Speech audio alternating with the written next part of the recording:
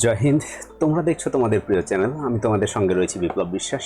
আজকে একটি নতুন টপিক নিয়ে এসেছি, যে টপিকটা আমাদের বিশেষত ফেনোমোলজির একটা টপিক, যেখানে আমরা আজকে আলোচনা করব হচ্ছে হুসের্লের যে রিডাকশন থিওরিটা, মানে ফেনোমোলজিক্যাল রিডাকশন যেটা, সেখানে আমরা কি কি দেখব সেটাও আজকে আলোচনা করব। এবং অনেকেরই অবশ্যই এটার খুব একটা ইন্টারেস্ট থাকে না, যে ফেনোমোলজিতে অনেকেই খুব একটা স্বাচ্ছন্দ্য বোধ করে না, যেটা ইন্ডিয়ান ফিলসফি বা ওয়েস্টার্ন ফিলসফিতে যতটা সবার আকৃষ্টতা থাকে, সেই আকৃষ্টতা কিন্তু এই ফেনোমোলজিতে খুব একটা বেশি থাকে না। আমরা খুব সেটাকেই আজকে রিডাকশন থিওরিটা কেন, কি প্রয়োজন রয়েছে, এই সবগুলি আজকে আলোচনা করব। এবং সেখানে ইন্টেনশনালিটি থিওরি কি করে এসছে, ইন্টেনশনালিটি থিওরির সাথে রিডাকশন থিওরির সম্পর্কটা কি, হুসার্লের অনুসারে আজকে সম্পূর্ণ ব্যাখ্যা করার চেষ্টা করব। চলো আর দেরি না করে আজকের সম্পূর্ণ টপিকের মধ্যে যাওয়া যাক।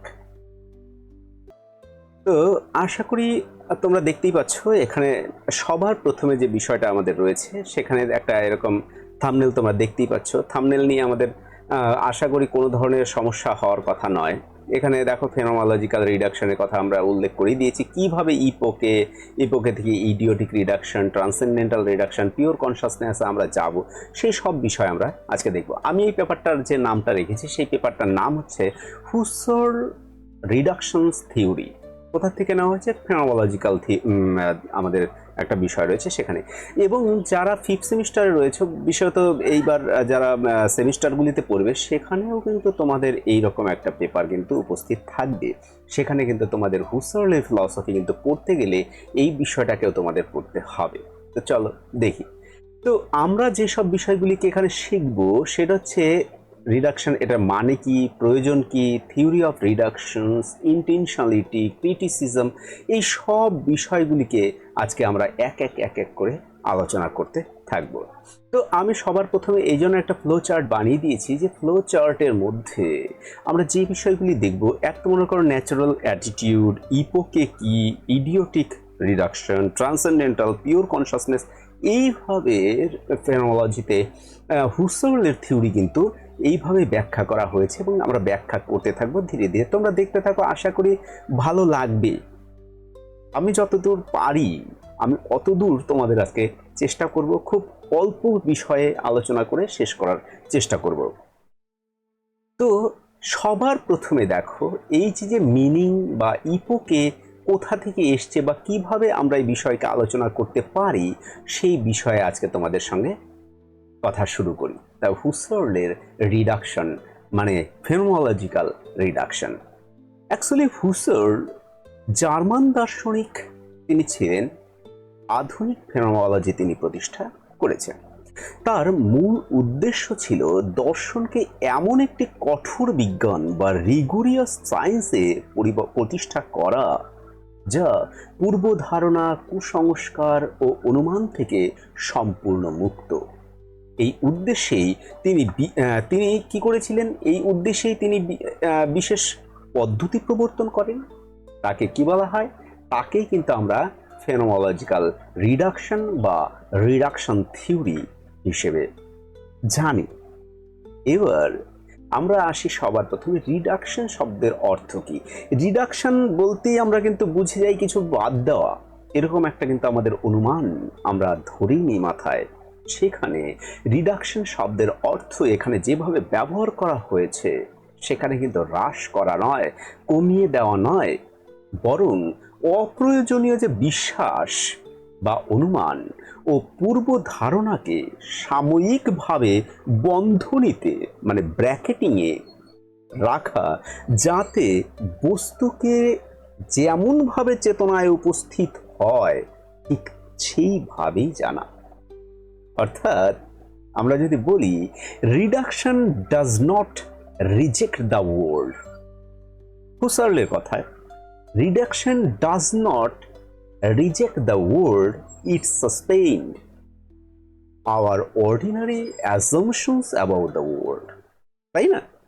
তো রিডাকশনের সংজ্ঞাকে বা রিডাকশনকে আমরা কিভাবে বলতে পারি, যে ফেনোমেনোলজিক্যাল রিডাকশন হলো এমন একটি পদ্ধতি, যার মাধ্যমে আমরা বাইরের জগতের অস্তিত্ব সম্পর্কে কোনো সিদ্ধান্ত না নিয়ে কেবলমাত্র একটি চেতনার বা বস্তুটির আমাদের চেতনায় যেভাবে প্রতিভাত হয়, প্রতিভাত বলতে যে অ্যাপিয়ার হয়, সেই অভিজ্ঞতাকেই বিশ্লেষণ করে, তাই না? তাহলে এইবার হঠাৎ এই রিডাকশনটার প্রয়োজন হলো কেন? যে নিড, রিডাকশনের যে প্রয়োজন, সেটা আমরা পরে আরো বিস্তারিত একটু আলোচনা করব, কিন্তু রিডাকশন হঠাৎ এরকম দরকার হলো কেন? এক্ষেত্রে আমরা সাধারণত কোনো বস্তুকে দেখলেই ধরে নিই যে বস্তুটি বাস্তবে বিদ্যমান। যেমন যদি উদাহরণ দিয়ে যদি বলি, আমি একটি গাছ দেখলাম বা তুমি একটি গাছ দেখলে, সাধারণ মানুষ কি বলবে? সাধারণ মানুষ বলবে গাছটি বাস্তবে আছে, গাছটি বাস্তবে আছে। কিন্তু হুসর কি বলবেন? হুসাল বলবেন প্রথমে গাছটি আমার চেতনায় কিভাবে অ্যাপিয়ার হচ্ছে, অর্থাৎ আমার চেতনায় কিভাবে প্রতিভাত হচ্ছে বা অ্যাপিয়ার হচ্ছে, সেটাই বিশ্লেষণ করো। বাস্তবে আছে কি নেই সে প্রশ্ন আপাতত বন্ধ রাখো বা স্থগিত রাখো, তাই কি না? তাহলে বাস্তবে আছে কি নেই এমন প্রশ্নের আপাতত দরকার নেই, কিন্তু সেটা গাছটা আমার চেতনায় কিভাবে প্রতিভাত হচ্ছে সেটাই আমাদের বিশ্লেষণ করার প্রয়োজন। আর এই স্থগিতকরণকেই, এই যে রাখা, অর্থাৎ বাস্তবে আছে কি নেই সেটা আপাতত বন্ধ রাখা, এই সাময়িক স্থগিতকরণকেই তিনি কি বলছেন? তিনি বলছেন ইপক, বা অনেকে ইপকই বলেন, অনেকে ইপকই বলেন, ইপকও বলেন। তো ইপক কি আমরা বলতে পারি? ইপক আমরা বলতে পারি আমাদের বেসিক কনসেপ্টে, আমাদের বেসিক ল্যাঙ্গুয়েজে যেটা আসে সেটা ইপক। তাহলে ইপক সবার প্রথমে আমাদের সামনে কি চলে আসলো? এই যে মিনিংকে আলোচনা করতে গিয়ে, অর্থাৎ এই একটা দেখো এখানে আমরা মিনিংকে আলোচনা করছি, নিড আমরা পরে আলোচনা করব, মিনিংকে আলোচনা করতে আমাদের কি এসে গেল? ইপকে, তাই না? ইপকে এসে গেল। তাহলে ইপক আমাদের এইবার আমাদের যে বিষয় এখানে চলে আসবে সেটা হচ্ছে এই দেখো ফ্লো চার্টের মধ্যে আমি কিন্তু তৈরি করে দিয়েছি তোমাদের, ন্যাচারাল অ্যাটিটিউড থেকে ইপকে। হ্যাঁ, এটা একটা বিষয়। তো এইবার চলে আসি আমরা ইপকের মধ্যে। ইপক যে রিডাকশনের যে ধাপগুলি রয়েছে তার একটা দেখো ফ্লো চার্ট আমি যখনই আগে দেখালাম তোমাদের, এই ইপক কি রিডাকশন অ্যাকচুয়ালি হুসর রিডাকশনকে ব্যাখ্যা করতে গিয়ে বা রিডাকশনকে আলোচনা করতে গিয়ে তার তিনটি স্তরের কথা বলছেন। প্রথম স্তর কি? প্রথম স্তরই হচ্ছে আমাদের ইপকে, ঠিক আছে, যেটাকে আমরা ব্র্যাকেটিং বলি। তিনটি ধাপের কথা বলছেন, একটা হচ্ছে ইপকে ইডিওটিক রিডাকশন, আর একটা বলছেন ট্রান্সেন্ডেন্টাল রিডাকশন। তা আমরা ছোট ছোট ছোট ছোট করে বিষয়কে বোঝার চেষ্টা করি। এখানে তোমরা আগে সবার প্রথমে আমি তোমাদের দেখিয়ে দিচ্ছি, দেখো এখানে অবজেক্ট রয়েছে। ইপক কি করে, ইপকের বেসিক কনসেপ্ট আমরা দেখার চেষ্টা করি, উদাহরণ দিয়ে আমরা বোঝার চেষ্টা করব। একটা অবজেক্ট রয়েছে, তারপরে আমরা কি করি? সাসপেনশন অফ জাজমেন্ট করি, তারপরে ব্র্যাকেটিং, তারপরে ডিসক্রাইব এক্সপিরিয়েন্স। তাহলে এটাকে আমরা যদি আলোচনা করি তাহলে কেমন হবে ইপকে? ইপকে বা ইপক বা ব্র্যাকেটিং যদি আমরা বলি, এটাকে আসলে কি বলা হয়? ইপকে বলা হয় সাসপেনশন অফ জাজমেন্ট, অর্থাৎ বস্তুর বাস্তব অস্তিত্ব সম্পর্কে কোনো সিদ্ধান্ত না নিয়ে সেটিকে ব্র্যাকেটের মধ্যে রাখা, তাই না? ইপকে কি? বস্তুর বাস্তব অস্তিত্ব সম্পর্কে কোনো সিদ্ধান্ত না নিয়ে সেটিকে ব্র্যাকেটের মধ্যে রাখা। এখানে বাস্তব জগৎকে অস্বীকার করা হয় না। এখানে কিন্তু যেমন বলছে যে বস্তুর অস্তিত্ব নিয়ে ব্র্যাকেটের মধ্যে রাখো, কিন্তু তা থেকে বাস্তব অস্তিত্ব অস্বীকার করা হয় না। বাস্তব বস্তুর অস্তিত্বকেও অস্বীকার করা হয় না। শুধুমাত্র কি বলা হয়?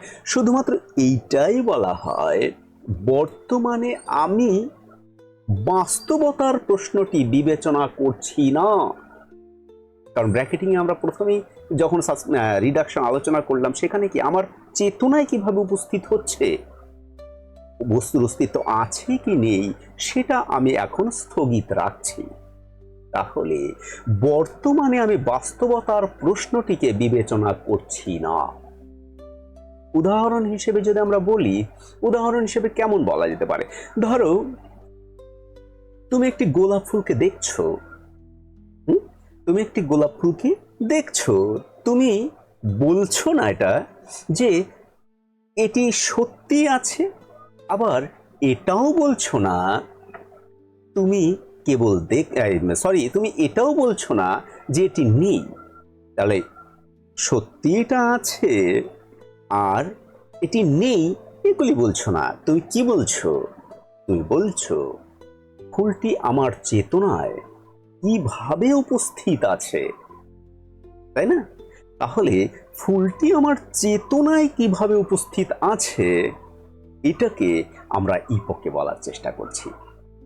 এখানে তোমাদের একটু বলে দিই, তোমাদের ইন্ডিয়ান ফিলসফি যখন পড়ছো, ইন্ডিয়ান ফিলসফির সময় তোমরা ধরো প্রত্যক্ষের সময় যে নির্বিকল্পক সবিকল্পক যে ব্যাপারটা, সেটা কিন্তু কিছুটা এখানে কিন্তু মনে হচ্ছে যে এসে যাচ্ছে বোধহয়।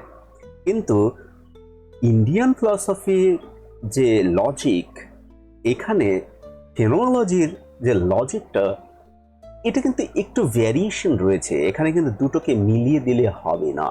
তাহলে আমি একটা অবজেক্টকে দেখছি, সাসপেন্ড অফ জাজমেন্ট করার চেষ্টা করছি, তাকে ব্র্যাকেটিং দিচ্ছি এবং তাকে ডিসক্রাইব করছি, আমি তাকে জানতে চাইছি, কিন্তু তার অস্তিত্ব এখানে আছে কি নেই সেটার ব্যাপার না, তার চেতনা আমার কাছে কিভাবে আসছে, বিষয় হচ্ছে এটা। তাহলে এটা হচ্ছে আমাদের ইপকে, ঠিক আছে, বা ইপক আমরা বলতে পারি। তাহলে এর পরের যে ধাপটা রয়েছে সেটা কি? সেটা রয়েছে আমাদের ইডিওটিক। যে ইডিওটিক, দেখা যাচ্ছে কি লেখা, ইডিওটিক রিডাকশন। সেখানে একটা অবজেক্ট রয়েছে, ইমাজিনেটিভ ভেরিয়েশন রয়েছে, ইনভেরিয়েন্ট ফিচার যেটাকে ফাইন্ড খোঁজার জন্য দরকার হয়, তারপরে আমরা কোথায় যাই? ইসেন্সে যাই, ইডস। তাহলে এই বিষয়টাকে যদি আমরা ব্যাখ্যা করি, তাহলে ব্যাখ্যাটা কেমন হয়ে দাঁড়াবে? এই যে ইডিওটিক রিডাকশন, এটাকে আমরা কি বলতে পারি? আমরা বলতে পারি রিডাকশন অফ ইসেন্স বলতে পারি। ইডিওটিক মানে রিডাকশনকে আমরা কি বলতে পারি? আমরা বলতে পারি রিডাকশন অফ ইসেন্স, সারসত্তা। মানে এখানে কোনো বস্তুর যে পরিবর্তনশীল বৈশিষ্ট্য নয়, কোনো বস্তুর যদি পরিবর্তনশীল বৈশিষ্ট্য কিন্তু এখানে নয়, এখানে কি তার অপরিবর্তনীয় সারসত্তা, যে ইসেন্স, মানে যেটা পরিবর্তনশীল নয় এমন সারসত্তা, যা ইসেন্স, তাকে খুঁজে বের করা হয়। হুসেল যখন এটাকে ব্যাখ্যা করেছেন তখন বলছেন ফ্রি ইমাজিনেটিভ ভ্যারিয়েশনের কথা বলছেন। ফ্রি ইমাজিনেটিভ ভ্যারিয়েশনের মাধ্যমে এটাকে খুঁজে বের করা হয়। তাহলে উদাহরণ হিসেবে আমরা কি বলতে পারি? ধরো উদাহরণ হিসেবে আমরা যে কোনো উদাহরণই তো দিতে পারি, তার মধ্যে ধরো একটা টেবিলের উদাহরণ দিচ্ছি। তোমার সামনে টেবিল আছে, তুমি এখন দেখছো তোমার সামনে মোবাইলও রয়েছে, তুমি একটা টেবিলকেই ধরে নাও, বা যে কোনো কিছু ধরতে পারো এটা হিসেবে। আমি ধরো একটা টেবিল, এবার আমি কল্পনা করছি যে টেবিলের রং বদলে গেল, টেবিলের রং বদলে গেল, ধরে নাও আকার বদলে গেল। সেই টেবিলটা যদি কাঠের হয়, কাঠের বদলে লোহা হলো, ছোট থেকে বড় হলো, বা বড় থেকে ছোট হলো, হতে পারে। এইবার প্রশ্নটা আমাদের কি? এবার প্রশ্ন হলো, সব পরিবর্তনের পরেও কোন বৈশিষ্ট্য থাকলে আমরা একে এখনো টেবিল বলবো বা বলতে পারি। এই এই যে বলতে পারার যে অপরিবর্তনীয় বৈশিষ্ট্য টেবিলের, সেটাই কিন্তু হলো ইসেন্স, সেটি হচ্ছে ইডিওস। তাহলে আমরা এই যে ধাপ, ইপকের পরে সেই বস্তু কিভাবে আমার কনসাসনেসে আছে বা আসছে, তার থেকে দেখো সেই ইসেন্সকে পাওয়া, যে তাকে আমরা কিভাবে পেতে পারি, সেটার অপরিবর্তনীয় বিষয় যে সার সত্তার কথা দ্বিতীয় ধাপে কিন্তু কে বলছেন, তোমার হুসার্ড আলোচনা করছেন। এর পরের ধাপটা আমাদের কাছে রয়েছে ট্রান্সেন্ডেন্টাল রিডাকশন, যেখানে এক্সপিরিয়েন্স থাকবে, ইন্টেনশনাল অ্যানালাইসিস থাকবে, ট্রান্সেন্ডেন্টাল ইগো। তো ট্রান্সেন্ডেন্টাল ইগোই তো পিওর কনসাসনেস, ঠিক আছে? তো ট্রান্সেন্ডেন্টাল ইগো হচ্ছে আমাদের পিওর কনসাসনেস। তো সেইখানে যদি আমরা দাঁড়িয়ে যদি দেখি, তাহলে এটাকে কিভাবে হুসার্ড ব্যাখ্যা করছেন। ট্রান্সেন্ডেন্টাল রিডাকশন, এটা কি? রিডাকশনের সর্বোচ্চ পর্যায়, কারণ তিনটি ধাপের কথা বলছেন। প্রথমে তোমার ইপোকে, তারপরে ইডিওটিক রিডাকশন, তারপরে ট্রান্সেন্ডেন্টাল রিডাকশন। যেমন আমরা মনোবিজ্ঞানেও খুঁজে পাই যে মনের ধারণাকে ব্যাখ্যা বা মনের স্তরকে যখন দেখি, তখন ইড, ইগো অ্যান্ড সুপার ইগো আমরা দেখতে পাই। দেখো, সব কিছু না দেখতে গেলে একই, কিন্তু তার অ্যাপ্রোচ আলাদা শুধু, ঠিক আছে? সব জায়গায় সেম বিষয় রয়েছে, অ্যাপ্রোচ আলাদা। এই ফেনোমেনোলজির অ্যাপ্রোচ আলাদা, ইন্ডিয়ান ফিলসফির অ্যাপ্রোচ আলাদা, সাইকোলজির অ্যাপ্রোচ আলাদা, কিন্তু বিষয় কিন্তু ঘুরে ফিরে দেখতে গেলে একই লজিক্যাল সিগনিফিকেন্ট উপর দাঁড়িয়ে রয়েছে। প্রাসঙ্গিক কিনা সে আমি বলতে পারলাম না আমার কথাটা, কিন্তু আমি যেটাকে মিন করতে চাইছি, আমরা অনেক জায়গায় এরকম বিষয়কে দেখতে পাই, হয়তো আমরা সেটাকে অ্যানালাইজ করতে পারি কম বা বুঝতে পারি কম, এরকম হতে পারে। তো ট্রান্সেন্ডেন্টাল যে রিডাকশন, সেটা হচ্ছে সর্বোচ্চ স্তর। এখানে সমস্ত আমাদের যে মনোযোগ রয়েছে সেটা তো চলে আসেই, কারণ দুটো ধাপ আমরা পার করে এসছি। পিওর কনসাসনেস যেটা রয়েছে, তাহলে সমস্ত মনোযোগ আমাদের কোথায় চলে আসবে? পিওর কনসাসনেসের মধ্যে, তাই না? কারণ যেহেতু সর্বোচ্চ স্তর, আমরা প্রথমে চেতনাকে কিভাবে দেখছি বা চেতনা কিভাবে আসছে, তারপর আমরা দেখছি মেন সার সত্তা, তাহলে আমাদের পিওর কনসাসনেস তো চলে আসার কথা এতক্ষণ। তো হুসার্ডের মতে বিশ্বকে আমরা সব সময় চেতনার মাধ্যমেই জানি, তাই না? তাহলে অতএব আমরা এরকম বলতেই পারি, চেতনা ছাড়া জগতের জানার কোনো উপায় নেই। চেতনা যদি নাই থাকে, আমি জগৎকে কোনোভাবে জানতে পারবো না, তাই না? এরকম কিন্তু হুসার্ড বলবেন। তাহলে এই স্তরে পৌঁছে আমরা কি পাই? আমরা কিন্তু পেয়ে যাই, দেখো, ট্রান্সেন্ডেন্টাল ইগোকে পেয়ে যাই। ট্রান্সেন্ডেন্টাল ইগো, তাই অ্যানালাইসিস, দেখো, তারপরে ট্রান্সেন্ডেন্টাল ইগো। আর এই ট্রান্সেন্ডেন্টাল ইগোকেই আমরা কি বলতে পারি? Pure ego. দেখো, একদম পরিষ্কার করে আমি কিন্তু তোমাদের করে দিয়েছি ফলোচার্টটাও। তো ট্রান্সেন্ডেন্টাল ইগোকে আমরা কি বলি? পিওর ইগো, বিশুদ্ধ আমি। এই যে পিওর ইগো বা বিশুদ্ধ আমি, that is not a psychological person. এটা কিন্তু শুধু মনস্তাত্ত্বিক ব্যক্তি নয়, বরং সমস্ত অভিজ্ঞতার শর্ত বলা যায়, কন্ডিশন, তাই না? সমস্ত অভিজ্ঞতার কি বলা যেতে পারে? শর্ত বলা যেতে পারে। তো হুসার্ড তার তিনটি যে ধাপ তিনি পর পর ব্যাখ্যা করেছেন। তো আমাদের সামনে সঙ্গে সঙ্গে একটা বিষয় চলে আসে, ইন্টেনশনালিটি। মেন বিষয় হচ্ছে আমাদের ইন্টেনশনালিটির সঙ্গে রিডাকশনের সম্পর্ক কি, এই বিষয়কে আমাদের ব্যাখ্যা করা। আমি দেখো, ইন্টেনশনালিটির সংজ্ঞা হিসেবে যখন হুসার্ড বলছেন, তিনি বলছেন কি, all consciousness is consciousness of something. আমি তার জন্য উদাহরণ দিয়েছি। আমি যদি এটাকে ব্যাখ্যা করতে থাকি, তোমাদের এই বিষয়টা, সম্পূর্ণ বিষয়টাই তোমাদের কাছে পরিষ্কার হয়ে যাবে আশা করি। একটু শোনার চেষ্টা করো, বা যদি বুঝে থাকো বোঝার চেষ্টা করো, আর যারা বুঝতে পারোই যদি আমার কোথাও ভুল হয়ে থাকে তাহলে অবশ্যই তোমরা কিন্তু আমাকে জানিও যে আমি কোথায় ভুল করছি।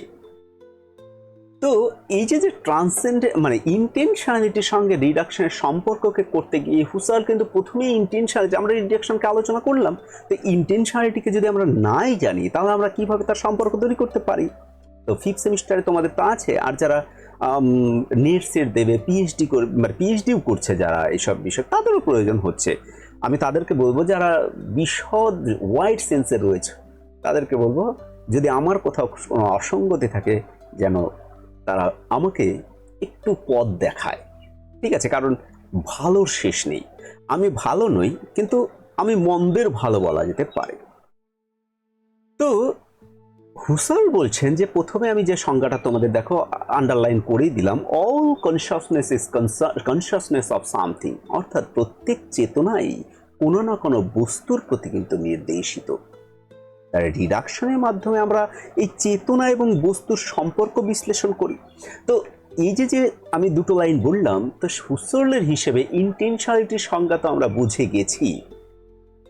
তো ইন্টেনশনালিটি কেমন হবে তাহলে? চেতনা কখনোই শূন্য বা বিষয়হীন হবে না, অবজেক্টলেস, তাই না? কোনো বিষয়কেই কেন্দ্র করে সে থাকবে। তাহলে ইন্টেনশনালিটির অর্থ বলতে কিন্তু কোনো ইন্টেনশনকে বোঝায় না, মানে যে ইচ্ছা, এই ইচ্ছাকে কিন্তু বোঝায় না। এখানে কি বোঝায়?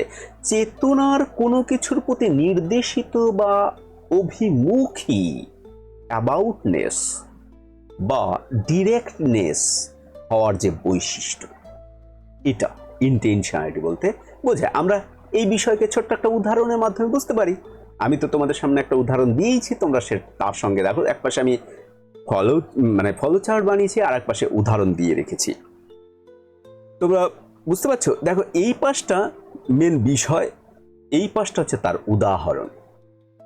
তাহলে এটাকে আমি যদি একটা উদাহরণ, অন্য একটা উদাহরণের মাধ্যমে তোমাদের চেষ্টা করি। ধরো তোমার হাতে একটি আম আছে, তুমি আমটির দিকে তাকিয়ে আছো। এখানে তোমার যে চেতনা, কনসাসনেস, সেটা হচ্ছে দেখা, তাই না? তোমার চেতনা কি? দেখা। আর বস্তু, অবজেক্ট কি? আম। তাহলে তোমার দেখা সবসময় আমের দিকেই নির্দেশিত। তাই হুসার্ল এই কারণেই বলছেন যে দেখা মানেই কোনো কিছুকে দেখা। তাহলে আমাদের যে চেতনা, সেই চেতনা কোনো বিষয়ের উপরেই প্রতিভাত হচ্ছে বা কোনো বিষয়কে নিয়েই উপস্থিত থাকছে, নির্দেশিত করছে। আরও একটা উদাহরণ যদি আমরা দিই, ধরো আমার কোনো বন্ধু বা তোমার কোনো বন্ধু বাইরে থাকে, তাই না? বাইরে থাকে, তো সে এখন তোমার সামনেও নেই, তবু তুমি তার কথা ভাবছো। এখানে চিন্তা, যে thinking, that is the consciousness. হুসার্লের ইন্টেনশনালিটি হিসেবে যে আমার চিন্তা, আমার thinking, that is the consciousness, এবং আমার বন্ধু যার কথা আমি ভাবছি, that is the subject, sorry object. I am the subject and subject, that's the consciousness, and consciousness should be overly বা বন্ধুর উপরে প্রতিভাত হওয়া, the বন্ধু as a object, the বন্ধু আমাদের কি? অবজেক্ট। আরো অনেক উদাহরণ নিতে পারো, ক্ষুধার উদাহরণ নিতে পারো, খেলার উদাহরণ নিতে পারো, বহু উদাহরণ রয়েছে। তো ইন্টেনশনালিটি চেতনার সেই মৌলিক বৈশিষ্ট্য যার দ্বারা প্রত্যেক মানসিক ক্রিয়া কোনো না কোনো বস্তুর প্রতি কিন্তু কি হয়? নির্দেশিত থাকে, ডিরেক্টনেস, অ্যাবাউটনেস। তাই এই কারণে কিন্তু হুসার্ল কিন্তু বলেছিলেন, কি বলেছিলেন? All consciousness is consciousness of something. বোঝা গেল? তাহলে হুসার্লের মতে যে এই যে ইন্টেনশনালিটি এবং রিডাকশন, এর সম্পর্ক আসলে কি? তাহলে মূল ধারণা আমাদের কাছে আছে, all consciousness is consciousness of something that is the intentionality. এবং ফেনোমেনোলজিক্যাল রিডাকশন কি? তাহলে এই চেতনা বস্তু সম্পর্কে আমাদের কি করে? বিশুদ্ধ পিওর বুঝবো, কিভাবে বুঝবো? এর উত্তর হলো ফেনোমেনোলজিক্যাল রিডাকশন। আমরা বুঝতে পারি তাহলে অল কনসাসনেস, আমাদের যে প্রত্যেক চেতনা কোনো না কোনো বস্তুর উপর নির্দেশিত থাকে এটা।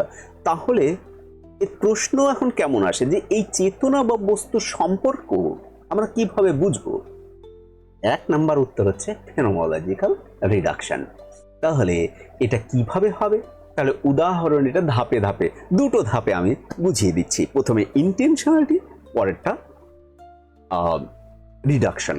ইন্টেনশনালিটি তোমরা উদাহরণ তো দেখছোই, সামনেও রয়েছে, যে তুমি একটা ফুলের দিকে তাকিয়ে আছো, এখানে সাবজেক্ট চেতনা তুমি, তাই না? কনসাসনেস। এবং বস্তু বা অবজেক্ট এটা হচ্ছে গোলাপ।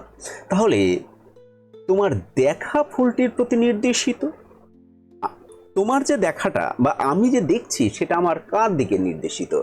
ফুলের দিকে।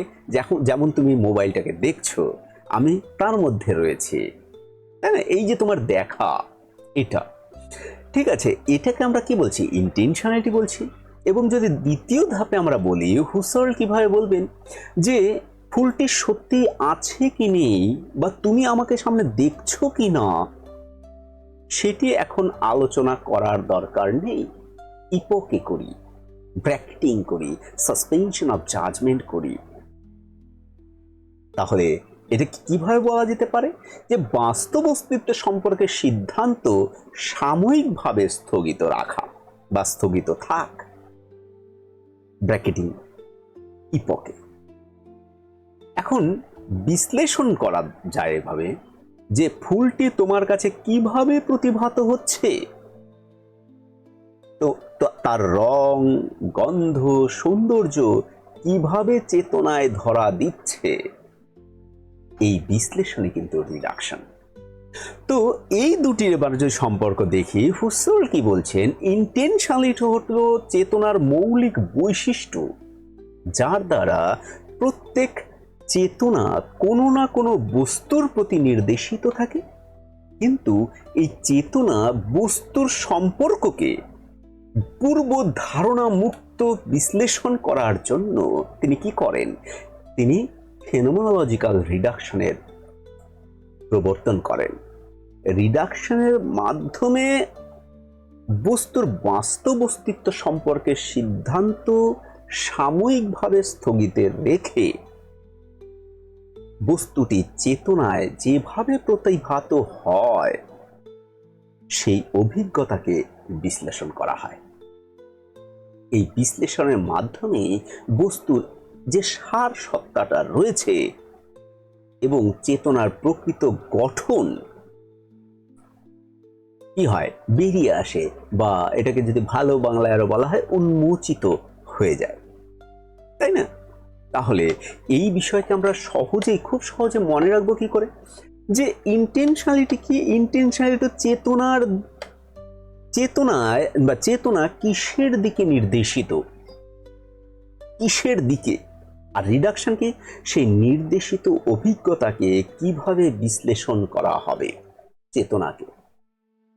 তার মানে ইন্টেনশনালিটি বিষয় নির্ধারণ করে আর রিডাকশন পদ্ধতি প্রদান করে।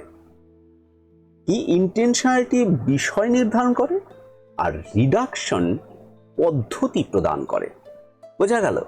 আর এই জন্যে যে হুসার্লের ফেনোমেনোলজিতে ইন্টেনশনালিটি এবং রিডাকশনকে কিন্তু মানে একে অপরের সঙ্গে অবিচ্ছেদ্যভাবে যুক্ত বলা হয়েছে। ঠিক আছে, বোঝা গেল? এইবার দেখো, আমি লাস্টে চলে আসি এদিকে, প্রয়োজন কি রিডাকশনটার, মানে আমাদের কি কি প্রয়োজন রয়েছে। এক তো রয়েছে দেখো এখানে rigorous science, essence or eidos, presuppositions, pure consciousness. তাহলে এই বিষয়টা এক এক করে আলোচনা করা যাক, একটু একটু করে করি। খুব একটা অনেক সময় হয়ে গেছে হয়তো, হ্যাঁ মোটামুটি অনেকটাই সময় হয়ে গেছে, তো একদম সারসংক্ষেপ একটু একটু করে দিই। তো 1 নম্বর রিগোরিয়াস সায়েন্স যে হিসেবে প্রতিষ্ঠা করার যে প্রয়োজন বা করা হয়, হুসার্ল কি করছেন, হুসার্ল দর্শনকে যদি সত্যিকারের অর্থে রিগোরিয়াস সায়েন্সে পরিণত করতে হয়, হুসার্ল বলছেন, তাহলে অবশ্যই আমাদের যে পূর্ব ধারণা, প্রিসাপোজিশন, এই পূর্ব ধারণা, বিশ্বাস এবং ব্যক্তিগত মতামত থেকে মুক্ত হতে হবে। এই জায়গায় যে ফেনোমেনোলজিক্যাল রিডাকশন পদ্ধতি প্রবর্তন করেন এই কারণে, এবং যাতে বস্তু তার চেতনায় প্রতিভাত হওয়ার বিশুদ্ধ রূপে বিশ্লেষণ করা যায়, তাই না? তাহলে এই যে বিষয়, এই বিষয়ে দর্শন নিশ্চিত এবং নির্ভুল জ্ঞানের ভিত্তি আমরা লাভ করতে পারি বা লাভ করা যায়। এরপরে যেটা আসছে দেখো, এরপরে আসছে তোমাদের প্রিসাপোজিশনলেস, মানে পূর্ব ধারণা মুক্ত আর তার জ্ঞান অর্জন করার জন্য। তার রিডাকশন কি? রিডাকশনের মাধ্যমে বস্তু সম্পর্কে আমাদের যে পূর্ব ধারণা, বিশ্বাস ও সাধারণ যে ধারণাকে সাময়িকভাবে স্থগিত করা হয়, যার ফলে বস্তুকে চেতনায় যেমন প্রতিভাত হয় তেমনভাবে বিশ্লেষণ করাও সম্ভব হয়। এরপরে এসে যায় ইসেন্স বা ইডস আবিষ্কার করার জন্য। তাহলে রিডাকশন এর উদ্দেশ্য হলো বস্তুর পরিবর্তনশীল যে বৈশিষ্ট্য বাদ দিয়ে তার অপরিবর্তনীয় যে ইসেন্স নির্ণয় করা, মানে সার সত্তাকে নির্ণয় করা, যার ফলে আমরা কি করতে পারি, প্রকৃত স্বরূপ উপলব্ধি করতে পারি কিসের, বস্তুর। আর একটা রয়েছে দেখো, চেতনার গঠন বা পিওর কনসাসনেস বিশ্লেষণ। এটা বিশ্লেষণ করার জন্য তিনি রিডাকশনের কথা বলছেন। রিডাকশন কি করে? রিডাকশনের মাধ্যমে আমরা কি করতে পারি, চেতনা বা বস্তুর যে ইন্টেনশনাল সম্পর্ক বিশ্লেষণ করে বিশুদ্ধ চেতনা, মানে পিওর কনসাসনেস এবং ট্রান্সেন্ডেন্টাল ইগোর কাছে পৌঁছানো যায়। Transcendental ego, that is the pure consciousness. তো হুসার্ল এটাকে অ্যাকচুয়ালি যে কঠোর বিজ্ঞান হিসেবে প্রতিষ্ঠা কিন্তু অ্যাকচুয়ালি করতে চেয়েছিলেন। তো রিডাকশনের উদ্দেশ্য ছিল পূর্ব ধারণা মুক্ত জ্ঞান অর্জন করা, অভিজ্ঞতার বিশুদ্ধ বিশ্লেষণ করা, বস্তুর ইসেন্স আবিষ্কার করা, চেতনার প্রকৃত গঠনকে বোঝা এবং দর্শনকে কঠোর বিজ্ঞান হিসেবে প্রতিষ্ঠা করা। তাহলে আমি তোমাদের সামনে তো দেখো উদাহরণ তো অনেকই দিয়েছি, আর তো উদাহরণ দিয়ে সময় আর এখানে নষ্ট করার কোনো মানে নেই। তো ক্রিটিসিজম কয়েকটা রয়েছে, দুই এক কথায় আমরা শেষ করে দিই। তো রিডাকশন যেটাকে বলা যায়, রিডাকশন অ্যাকচুয়ালি বাস্তব ক্ষেত্রে প্রয়োগ করা অত্যন্ত কঠিন। এর কারণ হিসেবে যদি আমরা বলি যে সাধারণ মানুষের যে পূর্ব ধারণাগুলি রয়েছে, সেই পূর্ব ধারণাগুলিকে সম্পূর্ণ রূপে পরিত্যাগ করা যেতে পারে না বা করতে পারেন না তারা। আমি তুমি দেখো, তোমার পূর্ব যে অভিজ্ঞতা বা পূর্ব যে ধারণাগুলি রয়েছে সেগুলিকে তুমি সম্পূর্ণ রূপে ডিলিট করতে পারবে না। এটা একটা বিশেষ সমস্যা। আবার অনেক দার্শনিক এরকমও মনে করেন যে বাস্তব জগতে সাময়িকভাবে, মানে বাস্তব যে জগৎটা রয়েছে একদম প্রপার, যে তোমার কাছে বাস্তব জগৎ, তুমি not as a philosopher, as a common man, তোমার কাছে এটা তো বাস্তব জগৎ। মরার পরে আমার কি হবে, আমার আত্মা কোথায় যাবে, সে আলাদা বিষয়, that is the transcendental matter, spiritual matter হতে পারে। কিন্তু এখন এই জগৎ তোমার কাছে বাস্তব। এই সামান্য জগৎকে সাময়িকভাবে যদি আমরা বন্ধনীতে রাখিও, তা সম্পূর্ণ রূপে নিরপেক্ষতা নিশ্চিত করে না। এবং এই যে আমি শেষে দেখো তোমাদের সামনে আর একটা বিষয়কে এখানে রেখেছি, যে হাইডেগারের যে অবজেকশন, আমরা তো ডিফিকাল্টিস ইন প্র্যাকটিস আমরা বললামই, আরও দুটো বললাম। হাইডেগারের যে অবজেকশন, হাইডেগার এরকম বলছেন, মার্টিন হাইডেগার, তিনি বলছেন যে মানুষকে তার বাস্তব জীবন ও জগৎ থেকে বিচ্ছিন্ন করে বোঝা সম্ভব নয়। তুমি কিভাবে বুঝবে যে সে বাস্তব জগতে কিভাবে আছে? বোঝা সম্ভব কি? এই জন্য হয়তো তিনি পরে ডিজাইনের কনসেপ্ট এনেছেন, হয়তো তারপরে তোমার ডেথ কনসেপ্ট এনেছেন, কেয়ার কনসেপ্টের পরে ডেথ কনসেপ্ট। এই যে যে বিষয়গুলি, হয়তো এই কারণে তিনি এই বিষয়কে উপলব্ধি করতে চাননি বা করেননি। তিনি বলছেন এটা সমস্যা রয়েছে। এবার আমরা চলে আসি একদম শেষে যে সামারিতে। সামারিতে দেখো কি রয়েছে, সামারিতে রয়েছে ইপোকে, ইসেন্স, পিওর কনসাসনেস। আমরা এগুলি আলোচনা এতক্ষণ করলাম। তো এই যে যে টপিকটা রয়েছে, টপিকে আমরা যদি এই সামারিতে যদি বলি, তাহলে আমরা এইভাবে বিষয়কে আমরা কিন্তু উপস্থাপন করে বলতে পারি যে হুসেলের যে রিডাকশন থিওরি, সেটা হলো মানে ফেনোমেনোলজিক্যাল রিডাকশন, সেটা হচ্ছে ফেনোমেনোলজির কিন্তু একটা কেন্দ্রীয় কিন্তু ধারণা, তাই না? তাহলে তিনি এই যে ফেনোমেনোলজিক্যাল রিডাকশন রয়েছেন, তার মাধ্যমে কি বলতে চেয়েছেন? যে সত্যিকারের যদি দার্শনিক অনুসন্ধান শুরু হয়, তখন সত্যিকারের দার্শনিক অনুসন্ধান তখনই শুরু হয় যখন আমরা জগৎ সম্পর্কে প্রচলিত বিশ্বাসকে সাময়িকভাবে স্থগিত রেখে অভিজ্ঞতাকে তার বিশুদ্ধ রূপে বিশ্লেষণ করি। এই বিশ্লেষণের লক্ষ্য কি হবে? যে বস্তুর ইসেন্স, চেতনা, যে ইন্টেনশনাল স্ট্রাকচার, এবং শেষ পর্যন্ত ট্রান্সেন্ডেন্টাল ইগো, মানে পিওর কনসাসনেস বা পিওর যে ইগো, একে উপলব্ধি করা। তাই রিডাকশন থিওরি শুধু একটি পদ্ধতি কিন্তু বললে হবে না, এটা হুসেলীয় দর্শনের কিন্তু ভিত্তি বলতে হবে। সে তুমি পারছো না না পারছো সেটার বাস্তব বিষয় আলাদা, কিন্তু তোমাকে যদি পিওর ইগোতে পৌঁছাতে হয়, ট্রান্সেন্ডেন্টাল ইগোতে যদি পৌঁছাতে হয়, তাহলে তোমাকে কিন্তু বাস্তব জগতের যে প্রচলিত বিশ্বাস, সে বিশ্বাসগুলিকে কিন্তু ব্র্যাকেটিং করতে হচ্ছে। সে অনেকেই যদি এটাকে মনে করো মানুক না মানুক, কি করে করুক, সেটা বিষয় নয়। বিষয় হচ্ছে আমাদের সেটাকে আমরা কিভাবে নিচ্ছি। তো যাই হোক, তোমাদের কেমন লাগলো অবশ্যই কমেন্টে জানিও। আর ভিডিওটা বড় করছি না, অনেকটাই বড় করে ফেলেছি। তো ভিডিও এখানেই শেষ করছি। ধন্যবাদ। জয় ভারত, জয় হিন্দ।